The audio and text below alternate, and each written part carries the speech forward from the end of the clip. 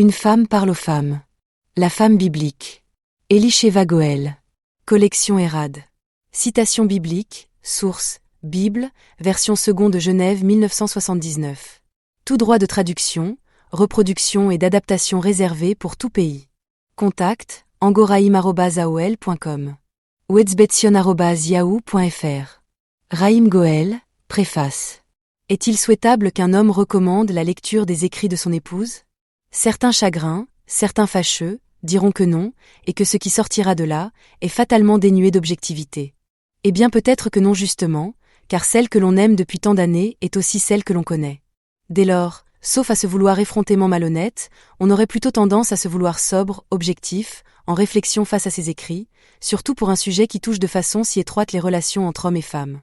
Si l'on ajoute à cela qu'Elisheva et moi vivons une progression relationnelle marquée du sceau d'une juvénilité toujours plus affirmée, une forme de conte à rebours souriant, pétillant, complice quoi. Il y a bien là quelques secrets à découvrir et à donner en partage, bien que nous options depuis 1977 maintenant pour les paravents de la pudeur et de l'intime, en ce qui nous concerne, en ce qu'il nous échoit de vivre et être un couple. Une maturation, voire un vieillissement toujours rajeuni. Apparente contradiction ? Pour la chair, oui, mais dans l'exaltation de l'Esprit Saint, Ruach HaKodesh, et de l'Esprit humain ayant accepté comme bons les principes du Dieu Père, Fils et Esprit, folie éternelle cueillie par la foi. Des principes saisis, offerts sur l'arbre de la vie éternelle par l'Érad, unité, de ce Dieu, qui passe, précédant l'histoire et l'encadrant, l'Éternel, Yah. Des principes offerts à l'humanité créée, et au couple en particulier, et par-delà à tous les numéros 1 et tous les numéros 2, dans une dynamique de complémentarité, dont on est loin d'avoir exploré tous les mystères saints. Vive le millénium qui vient. L'amour qui émane de ce Dieu Érad est offert au couple comme une folie logique, qui explique le rajeunissement continu de ceux qui vieillissent bien ensemble en lisant la Bible et en la vivant. Sur foi de cette confession à peine voilée du seul bonheur possible, celui du couple aimant Dieu et ses points de vue sur le couple, plus que son humanité même, que l'on permette à présent à un époux de recommander le livre de sa bien-aimée. Elisheva est à mon point de vue l'être le plus doux et l'épouse la plus douée que la terre ait jamais portée. Son amour ancien pour son Adonai Yahvé s'est de toujours loyalement élargi à son époux. Je ne puis que recommander à mes sœurs, les femmes, mais aussi aux hommes, la lecture de ce livre. Aux femmes, car elles s'y retrouveront en profondeur, et cela prime et est précieux. C'est ici une femme qui parle aux femmes. Aux hommes, car ce petit livre est une démonstration. Elisheva a souvent écouté mes enseignements sur le couple et relu mon livre Érad. Mais ici, il y a quelque chose de saisissant en ce que cette femme a su reprendre certains de ses principes, intégrer avec humilité et foi, et les porter à un point d'incandescence psychologique que je ne leur connaissais pas. Elisheva illustre ici un grand fondement relationnel dynamique et spirituel qui veut que les numéros 1, ici son époux, communiquent les principes, mais que les numéros 2, elle ici, en l'occurrence, les magnifient, comme eux seuls peuvent le faire. Une femme biblique parle aux femmes. Écoutons. Raïm Goel. Introduction. Proverbe 14, verset 1. La sagesse des femmes édifie la maison, leur folie la renverse de ses propres mains. J'aime beaucoup les proverbes. Je les ai découverts lorsque j'avais 16 ans et je les ai tellement admirés que j'en notais certains dans mon journal intime et les étudiais par cœur. Je ne connaissais pas du tout le Seigneur, ma famille était athée, mais je me suis dit que par-dessus tout, j'aimerais agir comme cela est conseillé dans ce passage. Malheureusement, je n'y suis pas arrivé. Il m'a fallu encore attendre 10 ans avant que je rencontre le Seigneur et que je puisse apprendre avec son aide à mettre en pratique la parole. Je tiens à soulever 3 points qui me paraissent importants. Nous voulons porter du fruit en tant que croyantes, en tant que femmes. Notre désir, si nous aimons le Seigneur, c'est d'être vraiment efficace.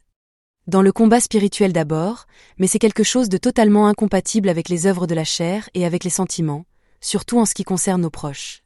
Souvent, nous réagissons très fort face à une épreuve. Mais pour mener un combat spirituel, il faut savoir que nous devons vaincre nos sentiments. Dans notre témoignage, il est important d'aller à contre-courant de l'état d'esprit du monde. Si nous sommes imprégnés par exemple de l'esprit de la Reine du Ciel, qui est un esprit de domination de la femme en opposition à la soumission que Dieu nous demande en tant que femme, en tant qu'épouse, en tant que croyante, et si nous agissons selon nos sentiments, notre témoignage ne sera pas très brillant.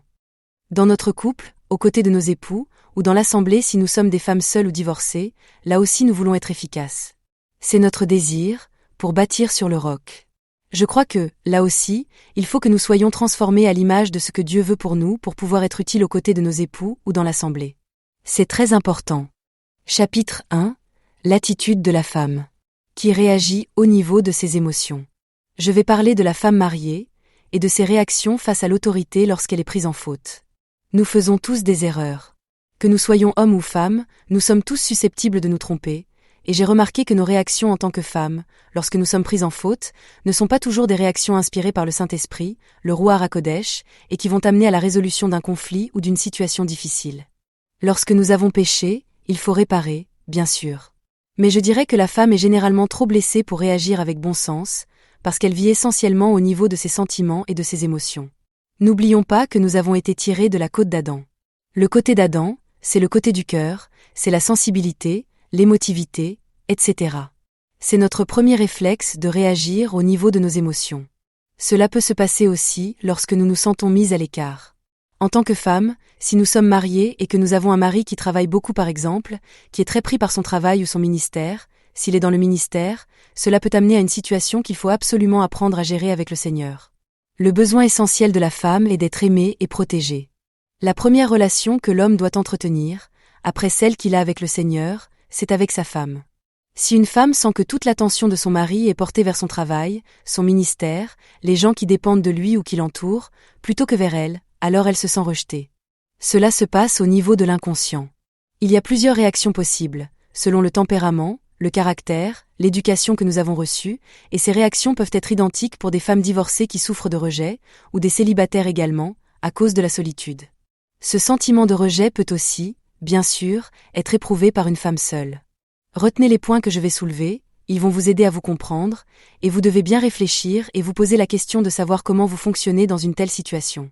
Une première réaction peut être la colère et le rejet, c'est-à-dire avoir un désir de vengeance contre un mari qui ne nous semble pas assez proche par exemple, un désir de faire souffrir l'autre pour le punir. Ça peut être conscient ou inconscient. Chez certaines femmes, c'est très inconscient. Elles vont alors commencer à mettre des bâtons dans les roues, à exploser à tout moment, pour n'importe quelle raison. Certaines femmes vont se mettre à manipuler leur mari pour le punir. Elles vont leur faire du mal. Il y a toutes sortes de réactions possibles. Une deuxième réaction peut être le repli sur soi et le refus de se donner à son mari, le refus de la communication. C'est aussi une forme de punition, consciente ou inconsciente. On doit alors s'analyser et travailler là-dessus, avec l'aide du Seigneur bien sûr, car par nos propres forces nous ne pouvons pas grand-chose. Plus rarement, il existe une troisième réaction possible. Lorsqu'une femme est sage et mûre spirituellement, elle expliquera à son mari qu'elle souffre intérieurement de se sentir mise à l'écart ou qu'elle en a l'impression. Parfois, ce n'est qu'une impression. Les hommes font ce qu'ils peuvent et ne sont certainement pas disponibles, 24 heures sur 24, rien que pour nous. Ce n'est pas toujours évident. Cette femme doit lui expliquer qu'elle est blessée sentimentalement, et lui demander ensuite de comprendre ce qu'elle ressent et quels sont ses besoins. Cette troisième attitude est rare, parce que pour cela il faut de la maturité. Il faut être capable de discerner les raisons profondes et réelles du rejet qu'on applique à notre mari. Pourquoi est-ce que je rejette mon mari dans cette situation ? Il faut vraiment bien s'analyser et être en paix suffisamment pour pouvoir l'exprimer. Il ne faut pas le faire dans une situation conflictuelle, il faut pouvoir recevoir la paix du Seigneur pour gérer des situations comme celle-là. Les deux premières réactions sont des réactions charnelles, égocentriques et impulsives. La troisième réaction est spirituelle, pleine de l'amour agapé, qui cherche à construire, comme nous l'avons lu dans Proverbes chapitre 14, verset 1, la femme qui craint l'Éternel et qui veut construire. Cela nous fait grandir, et fait grandir notre couple. Il faut être capable de se remettre en question, car on peut vivre cela aussi à l'église, avec nos enfants, avec notre entourage, au travail. On peut avoir ce désir de rejet, de punir l'autre, parce qu'on se sent rejeté. Chapitre 2, la femme reprise. Job, chapitre 5, versets 17, 18. Ah! Certes, heureux l'homme que Dieu réprimande. Ne repousse donc pas les leçons du Tout-Puissant. Car il blesse et pense la blessure, il frappe et ses mains guérissent. Hébreux, chapitre 12, versets 5 à 11. Et vous avez oublié l'exhortation qui vous est adressée comme à des fils. Mon fils, ne prends pas à la légère la correction du Seigneur, et ne te décourage pas lorsqu'il te reprend.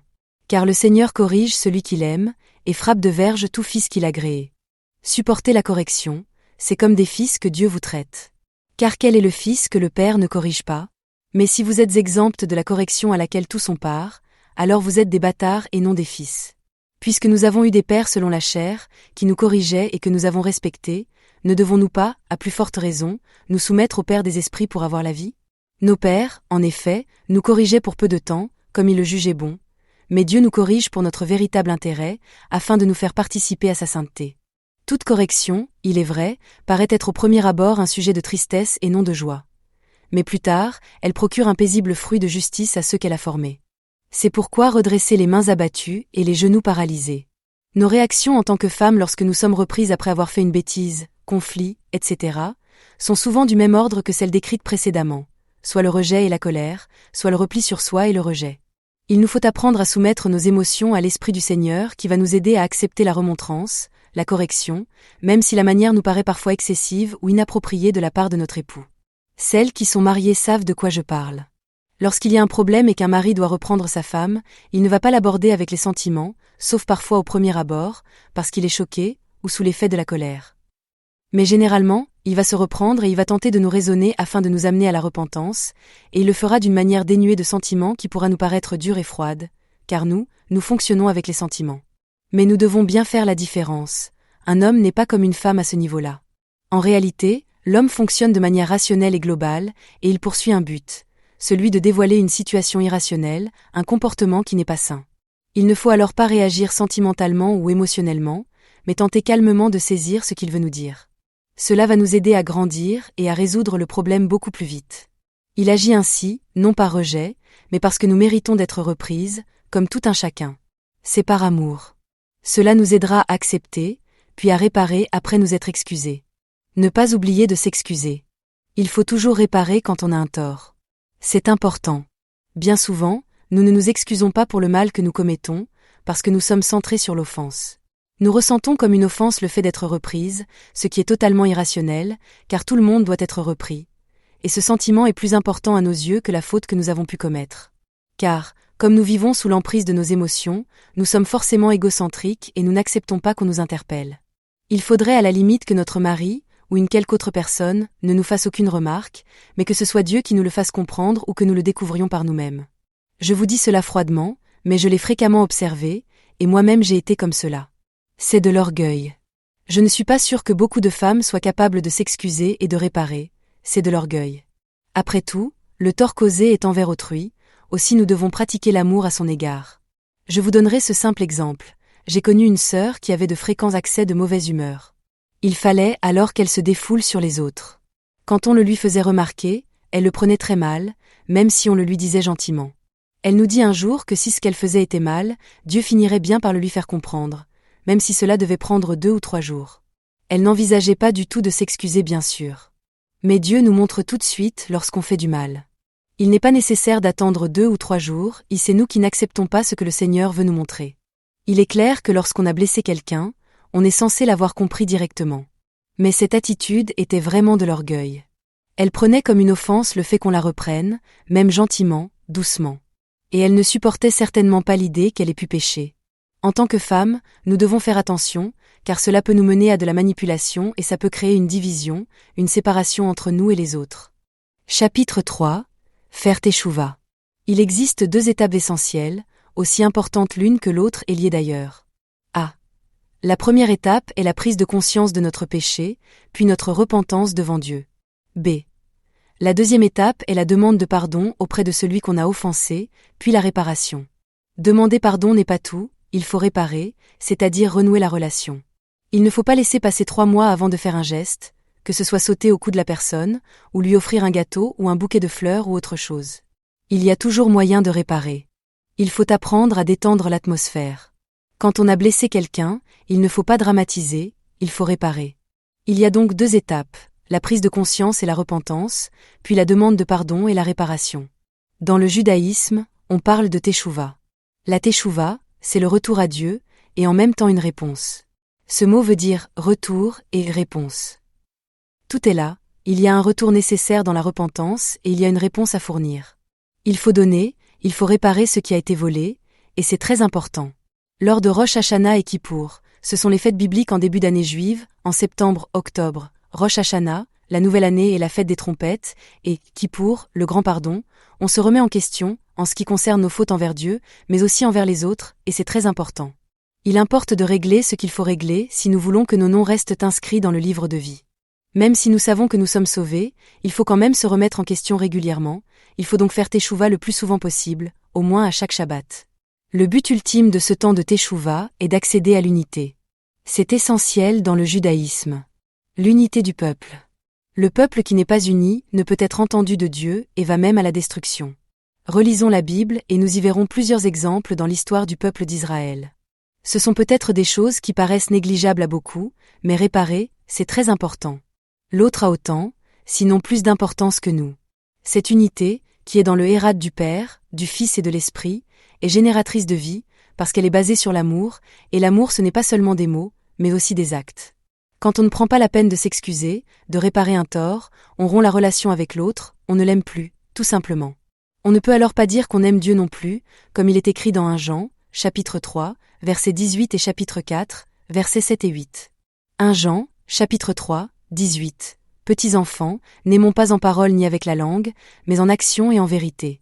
1 Jean, chapitre 4, versets 7 et 8. Bien-aimés, aimons-nous les uns les autres, car l'amour est de Dieu, et quiconque aime est né de Dieu et connaît Dieu.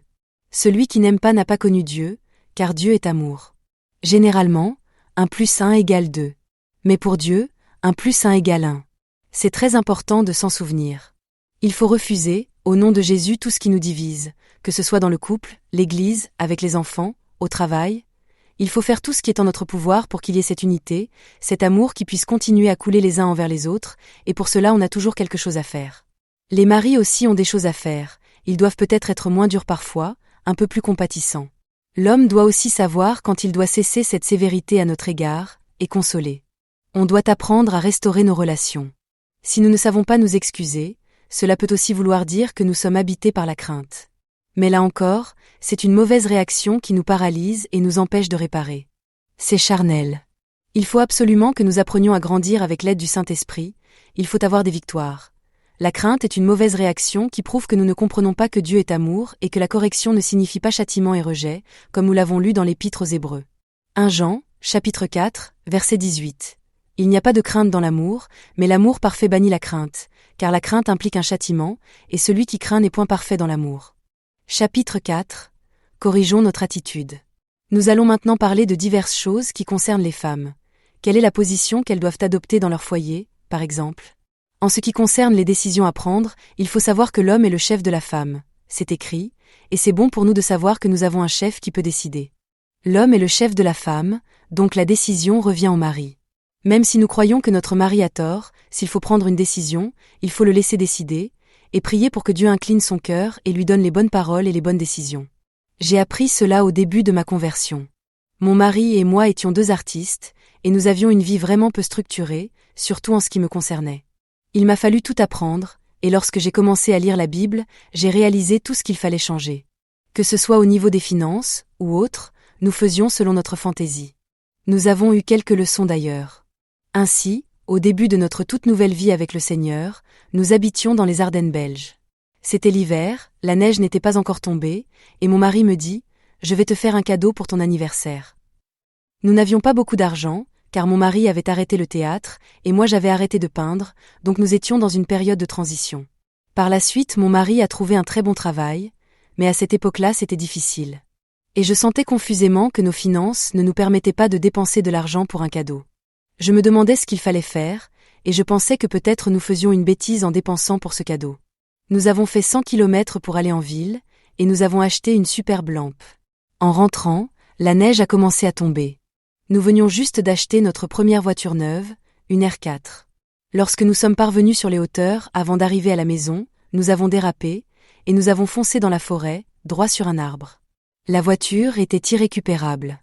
Et là, nous avons découvert qu'il aurait mieux valu demander au Seigneur avant de faire une telle chose. C'était notre première leçon, nous ne l'avons pas oubliée, parce qu'il a fallu racheter une voiture d'occasion. Quant à la lampe, elle n'a plus eu tellement d'attrait à partir de là, vous pouvez l'imaginer. Mais elle est devenue un objet nous rappelant quotidiennement que l'obéissance est vraiment précieuse. Donc, demandons toujours au Seigneur avant de faire quoi que ce soit.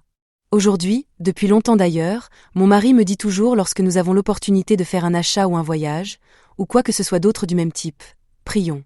Demandons à Dieu ce qu'il en pense. Je crois que c'est là la sagesse. Cela nous a d'ailleurs épargné bien des déboires. Par contre, si vous devez prendre une décision en tant que couple et que vous pensez que votre mari a tort, il vaut mieux le laisser décider et prier pour que Dieu incline son cœur, l'oriente vers les bons choix, et lui donne les bonnes paroles. Je ne dis pas qu'il ne doit pas y avoir discussion sur le sujet avant que l'homme prenne la décision finale. La femme a été créée pour être une aide pour son mari. Et un mari qui aime sa femme et lui fait confiance, lui demandera toujours son avis dans une telle situation. Mais nous, en tant que femmes, nous ne devons jamais chercher à imposer nos vues à notre époux ni à prendre autorité sur lui ou en arriver à agir à sa place, sans même le consulter comme font certaines quelquefois. Cette attitude n'encouragera d'ailleurs pas un mari démissionnaire, par exemple, à prendre sa place. Et un mari disposé à être un homme responsable sera profondément blessé par cette façon de prendre autorité sur lui. Cette attitude féminine est plus fréquente qu'on ne le pense. Je l'ai remarqué de nombreuses fois au cours des années dans l'exercice du ministère, lorsque j'aide mon mari. Il y a quelque chose que j'ai voulu faire dès ma conversion. Je n'ai jamais voulu prendre les rênes de la situation, et je pense que nous devrions toutes faire ainsi. Il nous faut la foi, tout simplement, et la confiance en Dieu qui, si nous prenons notre place, amènera aussi à terme notre mari à prendre la sienne, si ce n'est pas déjà le cas. C'est certainement pour lui un grand encouragement de voir que nous lui faisons confiance. Si nous avons fait cette erreur de faire le contraire, demandons pardon au Seigneur et acceptons de laisser notre mari, si nous sommes mariés, prendre les décisions. Il ne faut donc pas prendre autorité sur l'homme ni lui dire ce qu'il doit faire, ou décider à sa place, car ainsi nous transgressons la loi de Dieu, nous oublions que nous avons été créés pour être une aide à ses côtés, pas pour lui dicter sa conduite.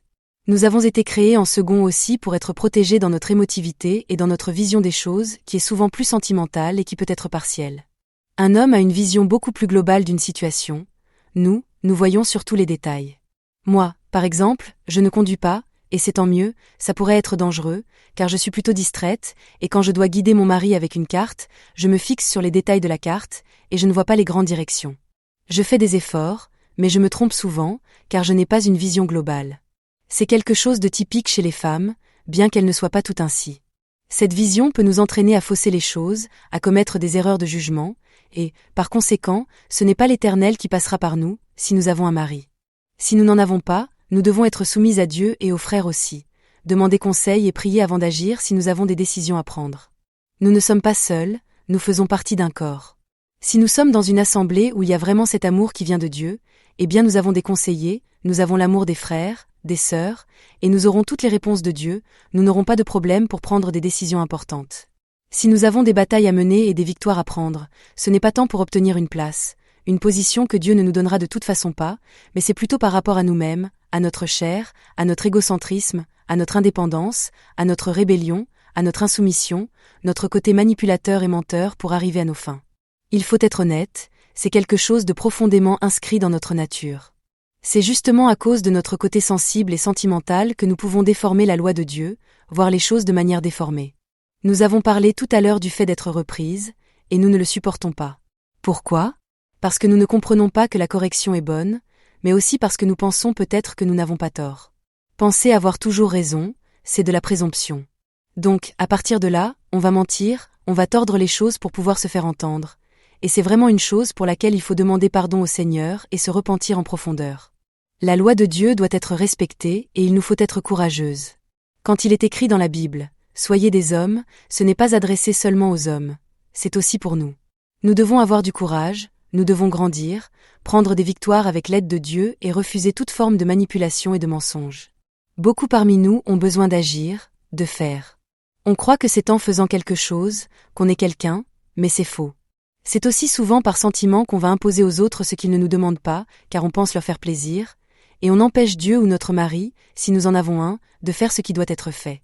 Certaines femmes ont toujours besoin de faire quelque chose, mais Dieu ne le leur demande pas nécessairement.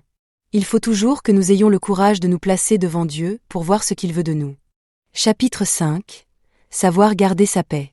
Nous allons maintenant voir un autre aspect qui est très important et que je rattache à la notion de Shabbat. C'est la paix.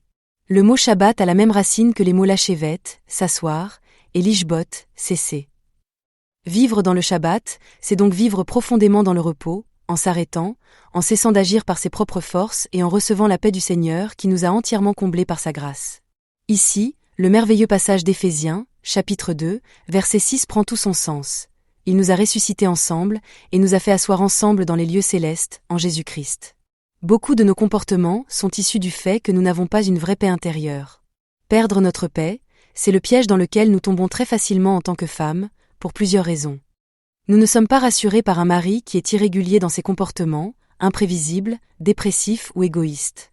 Les situations ne sont pas toujours faciles, les hommes aussi doivent changer, grandir et ils ont besoin de guérison. Il faut donc qu'on grandisse et qu'on marche en parallèle avec compassion.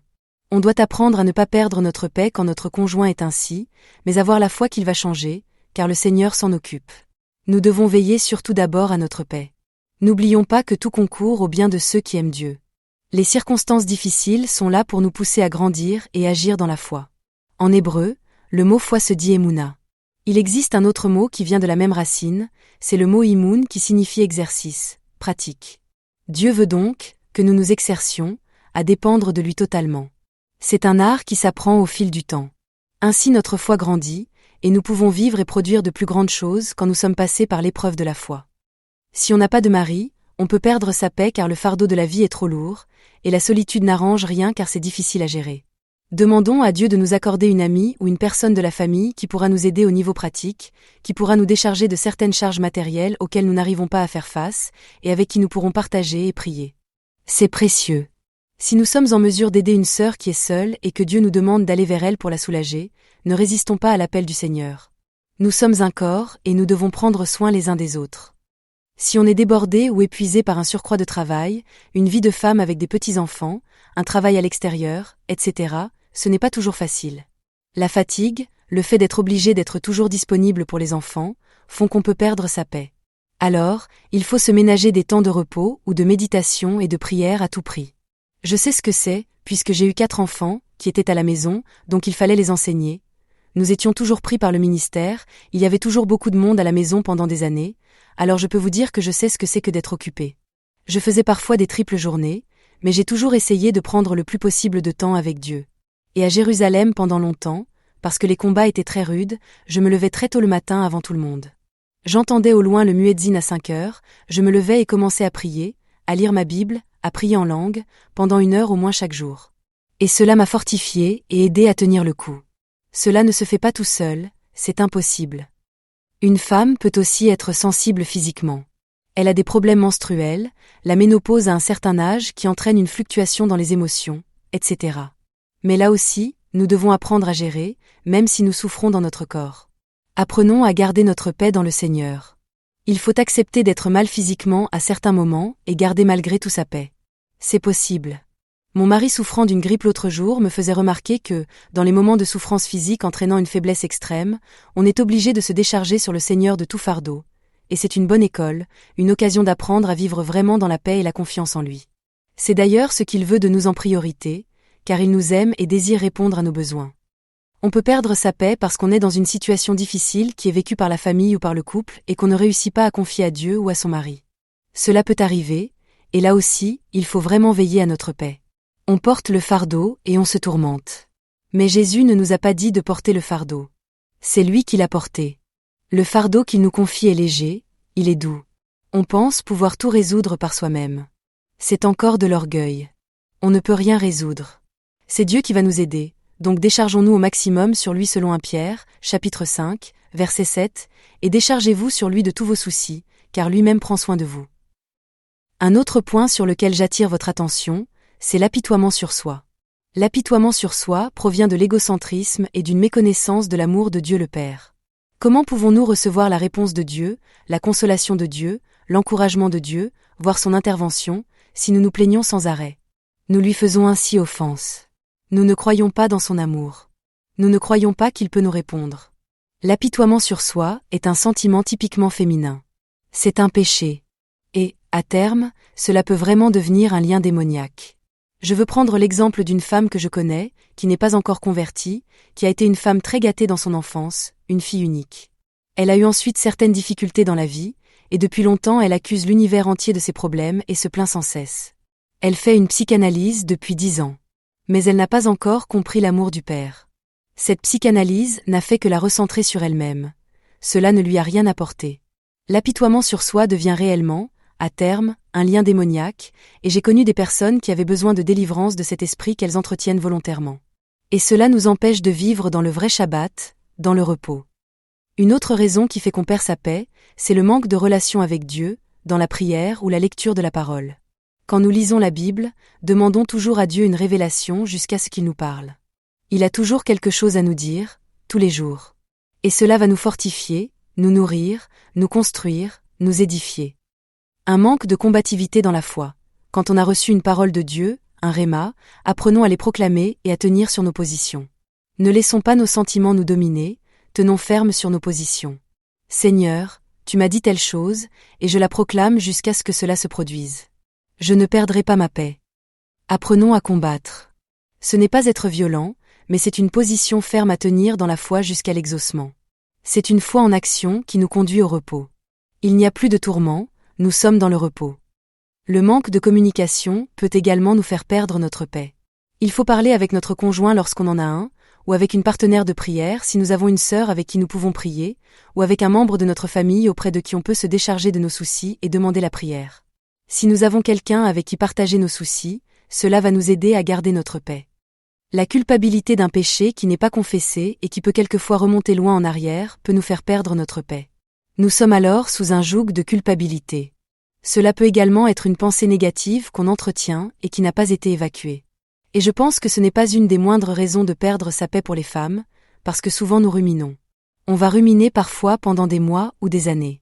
Cela nous fait perdre complètement notre paix et cela nous jette dans la confusion. Les conséquences en sont multiples, pour soi-même d'abord, pour le couple, pour la famille, pour l'assemblée. On peut en arriver à tomber dans l'amertume et rendre les autres responsables de notre mal-être intérieur, jusqu'à créer le conflit et la division. Combien de sœurs sont tombées dans la division dans l'Église et en ont entraîné d'autres avec elles parce qu'elles étaient mal intérieurement. Elles n'avaient plus de paix. Quelquefois, nous voulons compenser ce mal-être en faisant des bonnes œuvres ou en nous impliquant charnellement dans l'assemblée, là où personne ne nous a rien demandé. Et de même, dans la famille, en prenant des décisions intempestives, dangereuses et déstabilisantes pour l'équilibre familial, en prenant la place du mari, et le résultat est catastrophique pour tous. On perd encore plus sa paix, et c'est un cercle vicieux. On va influencer négativement nos enfants en leur enlevant les repères bibliques nécessaires à leur croissance spirituelle, et on amène la confusion partout où l'on est, y compris dans l'assemblée. La seule solution à cela, c'est la teshuva, le retour à Dieu et la réponse. Retour à Dieu dans la repentance, réparation auprès de l'autre si nécessaire, et l'on retrouve sa paix. Reprenez bien tous ces points-là, et n'oubliez jamais que notre paix vient du Seigneur. Chapitre 6. Le péché d'Ève, l'indépendance. L'indépendance. Nous sommes atteintes de ce mal dans notre état naturel, non régénéré. Sommes-nous conscientes du combat spirituel qui se joue? Marchons-nous dans l'unité réelle avec notre époux, ou avec un responsable spirituel, avec l'Église, ou marchons-nous plutôt parallèlement comme Satan veut nous y pousser? Cela ne se fait pas toujours dans une rébellion ouverte, mais sans en avoir l'air. Nous savons très bien au fond de nous-mêmes si nous sommes vraiment une seule chair avec notre époux, ou bien si nous faisons notre petit commerce à côté de lui, en donnant l'impression que nous sommes un.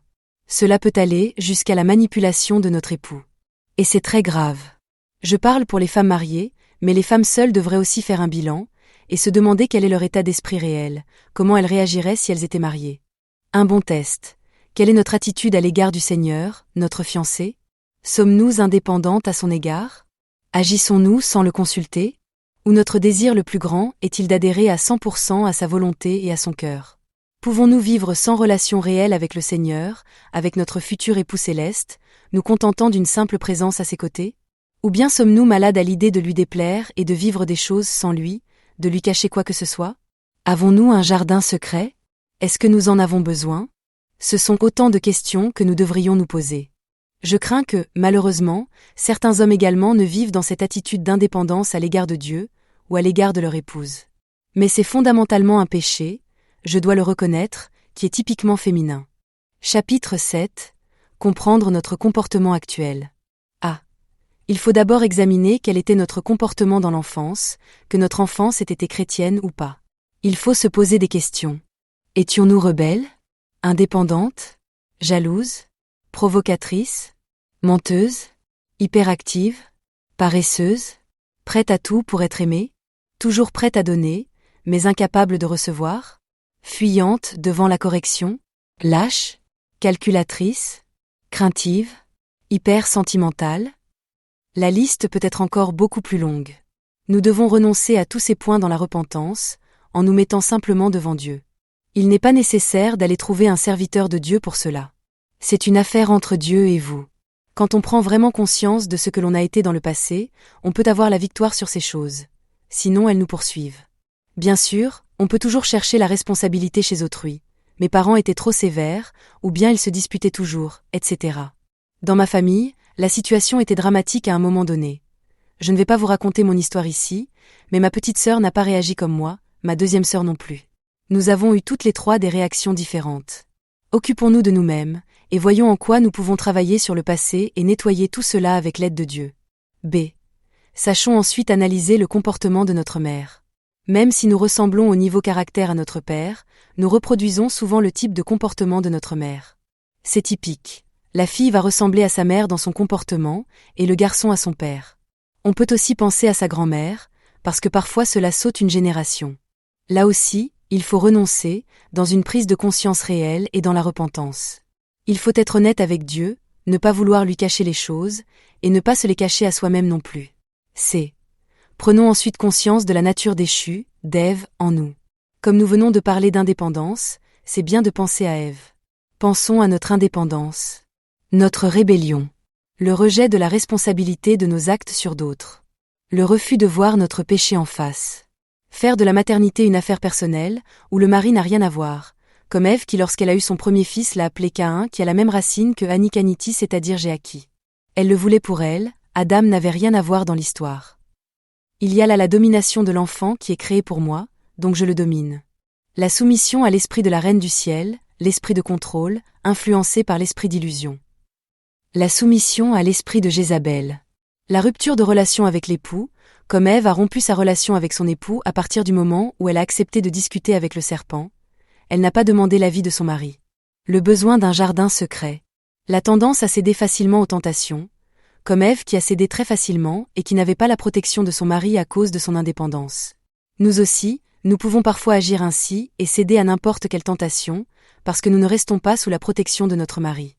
Je prendrai un simple exemple. Je n'irai pas en ville m'acheter des vêtements sans demander son avis à mon mari.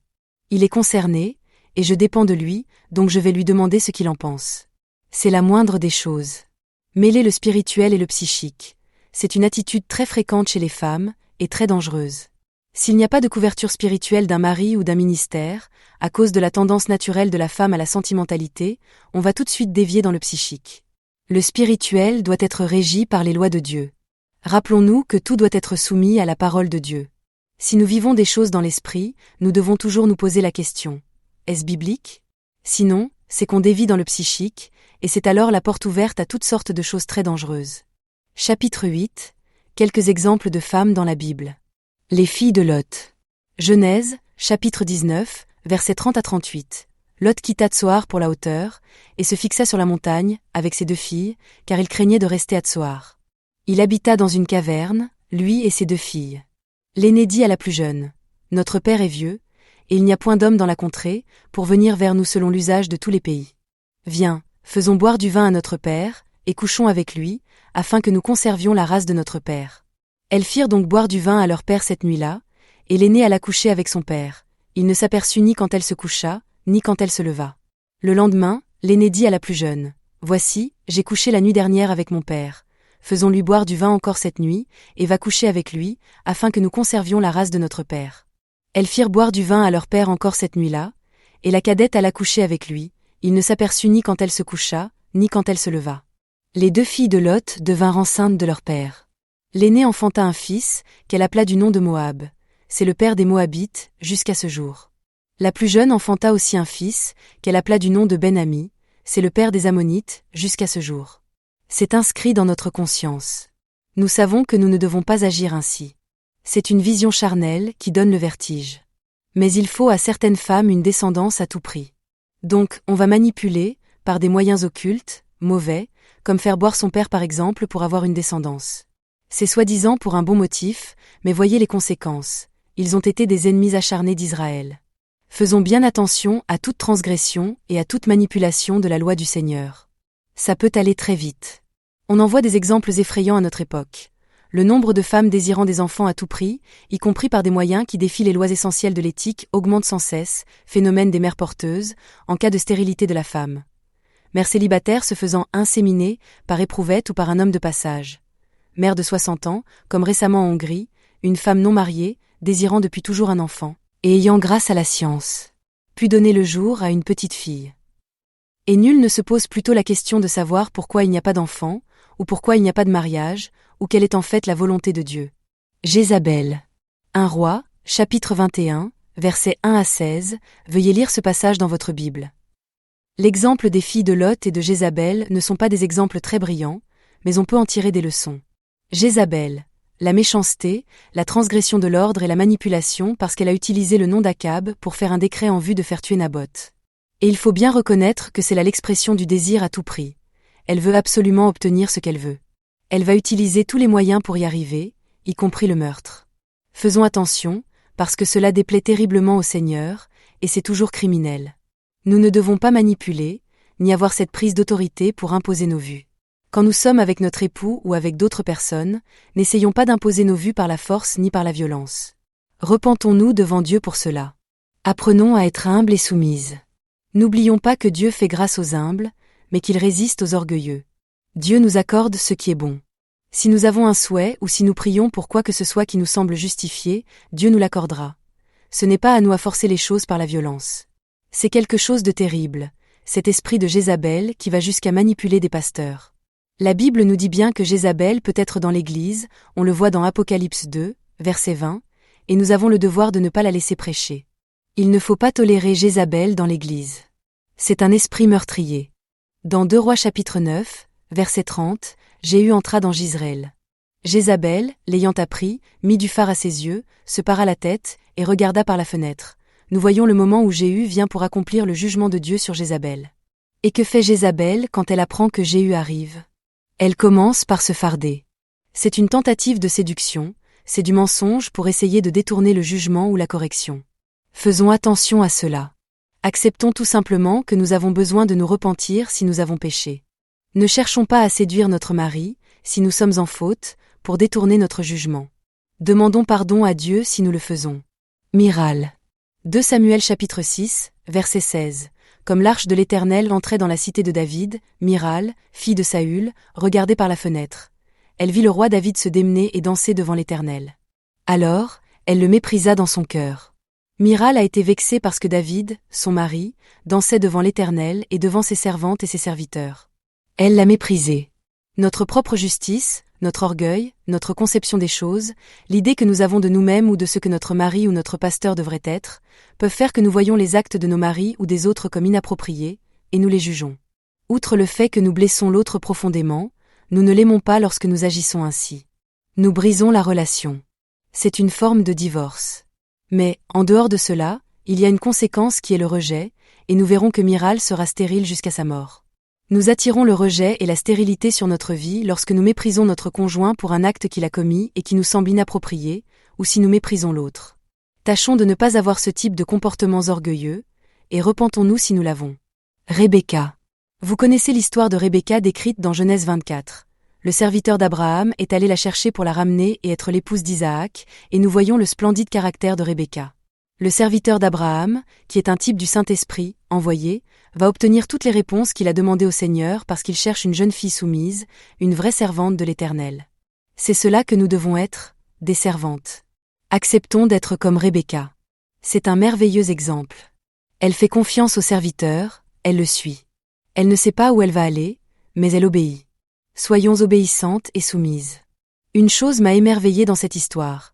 Lorsqu'elle arrive avec le serviteur, Isaac est dans les champs, elle l'aperçoit de loin. Et la première chose qu'elle fait c'est de se couvrir la tête, ce qui est un signe de soumission. Elle va prendre tout de suite sa place. Nous sommes très loin de ce qui se passe dans le monde aujourd'hui. Les jeunes filles regardent tous les garçons autour d'elles dans le but d'en séduire un ou de se faire remarquer, et les garçons ne vont pas chercher à savoir s'il s'agit de jeunes filles courageuses et obéissantes. Anne. Dans 1 Samuel, chapitre 1, Anne pleure devant l'Éternel pour obtenir un fils, mais elle le consacre à l'Éternel. Ce n'est pas un enfant pour elle-même, pour son bonheur personnel, qu'elle va mettre au monde, c'est un enfant pour Dieu. Cela peut être pareil pour tout ce qu'on désire obtenir, la conversion d'un mari, d'un enfant, etc. Son attitude est à l'inverse de celle d'Ève. Ève réclame un enfant pour elle, et dit « J'ai fait un enfant avec Dieu ». Tandis qu'Anne dépend de Dieu dans l'humilité pour obtenir un fils, et elle le lui consacre. On peut transposer. Si nous voulons voir nos enfants venir au Seigneur, dépendants du Seigneur, ne cherchons pas à nous en mêler, et discernons bien quelles sont nos réelles motivations. Est-ce vraiment pour Dieu que nous souhaitons la conversion de nôtres, ou pour nous-mêmes? Tendons à rejoindre le modèle parfait de la soumission à Dieu et de la foi qui nous est proposé au travers d'Anne. Ce sera le meilleur témoignage que nous puissions avoir envers nos enfants, parce que ce que nous voulons, ce sont des enfants nés de nouveau. Cela veut dire qu'on n'a plus la même vie, le même comportement. On est investi par Christ, habité par Christ, et si nous donnons cet exemple, nos enfants auront envie de cela à un moment donné. Si on est régénéré par l'Esprit, si on est un vrai modèle, ils auront aussi envie de cela, et ils vivront par la foi. Et nous aussi, nous devons vivre par la foi, nous ne devons pas vivre selon nos propres forces, selon nos propres pensées. Mes pensées ne sont pas vos pensées, mes voix ne sont pas vos voix, dit le Seigneur dans Ésaïe 55, verset 8. Il y a aussi dans Lamentation de Jérémie chapitre 3, un verset qui dit « Il est bon d'attendre en silence le secours de l'Éternel, donc ne forçons aucune porte, comptons sur Dieu. » Contentons-nous de prier et d'être un bon exemple pour nos enfants. Et c'est la même chose pour un mari. On peut lire 1 Pierre, chapitre 3, versets 1 à 6. Femmes, soyez de même soumises à vos maris, afin que, si quelques-uns n'obéissent point à la parole, ils soient gagnés sans parole par la conduite de leurs femmes, en voyant votre manière de vivre chaste et réservée. Ayez, non cette parure extérieure qui consiste dans les cheveux tressés, les ornements d'or, ou les habits qu'on revêt, mais la parure intérieure est cachée dans le cœur, la pureté incorruptible d'un esprit doux et paisible, qui est d'un grand prix devant Dieu.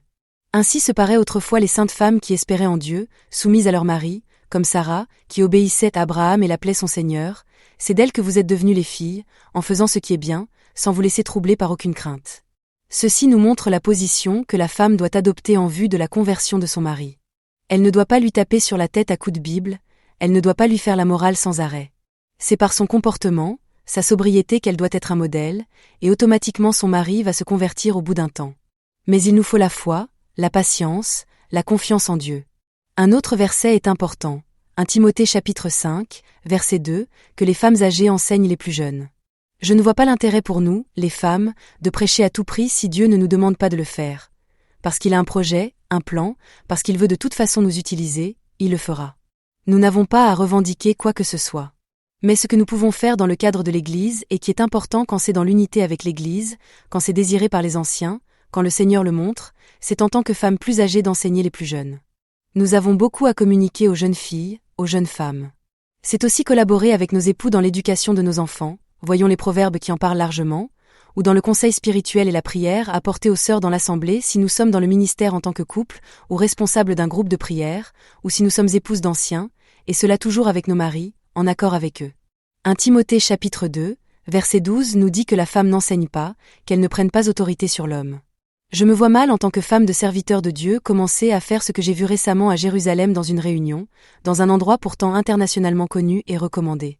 Nous sommes tombés sur quelque chose d'épouvantable. C'était à pleurer, mais beaucoup riaient. Il y avait essentiellement des femmes dans l'assemblée, et le couple responsable de la maison revenait d'un voyage missionnaire en Afrique. La femme du couple nous a menés dans la louange, une louange très dynamique, puis ensuite le mari était censé faire le rapport de ce qu'ils ont vécu en Afrique. Il a voulu le faire, mais il n'a pas pu, parce qu'elle lui arrachait le micro toutes les 10 secondes. À la fin, il lui tendait lui-même le micro, et les sœurs riaient et trouvaient cela très drôle. Je vous assure que cet homme était méprisable, parce qu'il n'a pas pris autorité sur sa femme. Quant à elle, je n'avais qu'une envie, c'était de sortir. Nous n'avons rien appris, c'était seulement comme une espèce de show où l'on se met en valeur. De telles personnes sont des caricatures pour moi, et je demande pardon au Seigneur que cela puisse exister dans l'Église, c'est vraiment terrible. Et aujourd'hui, c'est hélas fréquent. Il existe des Déborah. Gloire à Dieu, il sait se saisir de femmes de foi et d'audace, prêtes à suivre le Seigneur partout et à accomplir ses voies. Déborah était juge en Israël, et elle devait certainement être remplie d'humilité et de respect pour exercer une telle fonction. Mais n'oublions pas une chose, il n'utilisera de telles femmes que lorsque les hommes font défaut, lorsqu'il y a urgence et danger et que les hommes alentours ont démissionné de leurs responsabilités. Je ne vais pas revenir sur ce sujet que j'ai évoqué plus haut, mais je suis intimement persuadé que Dieu ayant créé l'homme en premier et l'ayant rendu responsable de la création, il l'utilisera toujours en priorité pour intervenir dans une situation d'importance. Dieu peut par contre utiliser des femmes en tant que prophétesses, nous en voyons des exemples dans la Bible, dans l'Ancien et le Nouveau Testament. Si nous avons cet appel confirmé et éprouvé par l'Église, si nous avons été ointes par les anciens pour cela, alors servons le Seigneur dans notre ministère, en restant toujours sous la couverture des apôtres et de l'Église. Pour notre protection et pour celle de l'Église. Il utilisera également des femmes comme Lydie pour ouvrir leur maison pour des réunions de prière. Des femmes soumises également aux anciens et prêtes à obéir, conscientes du fait qu'il leur faut à tout prix être soumises à l'Esprit du Seigneur et refuser toutes sortes de manipulations des personnes qu'elles reçoivent sous leur toit. Des femmes remplies de l'Esprit qui manifesteront les dons spirituels, tels que la parole de connaissance ou de sagesse, toujours sous la couverture des anciens. Et soyons des femmes de prière. C'est quelque chose de caché aux yeux des hommes, mais que Dieu aime, ô combien. Et comme cela est puissant. Marie, la mère de Jésus. Il est écrit qu'il lui a été fait une grâce. Ce n'est pas ce que les catholiques disent, ils disent qu'elle est pleine de grâce. Luc 1, verset 28, dit, l'ange entra chez elle, et dit, je te salue, toi, à qui une grâce a été faite. Marie est juste un outil. Elle a été choisie par Dieu pour la naissance du Messie, et elle ne s'enorgueillit pas du tout de ce privilège. Elle reste à ce moment-là très humble, contrairement à Ève lorsqu'elle enfante Caïn. Si nous venons du catholicisme, nous devons nous questionner pour savoir s'il y a encore en nous des racines qui proviennent de cette religion. Si nous n'avons pas cette humilité nécessaire à toute femme de Dieu, demandons à Dieu de nous en délivrer, repentons-nous. On peut aussi demander dans l'Église de prier pour cela. Nous pourrons alors dire comme Marie, heureuse celle qui a cru, parce que les choses qui lui ont été dites de la part du Seigneur auront leur accomplissement. Luc 1, verset 45. Relisons toute la prière de Marie. Elle y parle admirablement d'humilité et de gratitude à l'égard de Dieu. C'est ainsi que nous devons être, et nous verrons le salut de Dieu. À propos de l'auteur. Élisheva est une femme qui n'a jamais revendiqué ni ministère ni appel particulier. Selon sa propre expérience et son témoignage, sa première école biblique fut de se laisser enseigner par Dieu des choses de la vie. Être, par exemple, épouse, être mère, être servante du Seigneur dans l'intercession discrète, suivie de puissants miracles, être compagne complice, mais jamais complaisante, d'un époux au service du maître. Un jour, devant le spectacle de dangereuses dérives constatées chez ses sœurs, Élisheva fut portée par Dieu à parler. Le livre que vous avez lu ou allez lire est la reproduction de son message délivré un beau jour en Suisse. Des femmes, en larmes ou pâles de rébellion à peine voilées, ont aimé, bien qu'interpellées sévèrement parfois. Les hommes ont aimé aussi, non par égoïsme ou vanité, mais touchés par le discours courageux et respectueux, pour les femmes comme pour les hommes, relâchés par une simple femme gracieuse, une sœur. Bien des vies de sœurs furent interpellées et changèrent ensuite de façon radicale ou lente, mais profonde et sûre. Alléluia. Élisheva est l'épouse de Raïm Goël et est mère de 4 fils.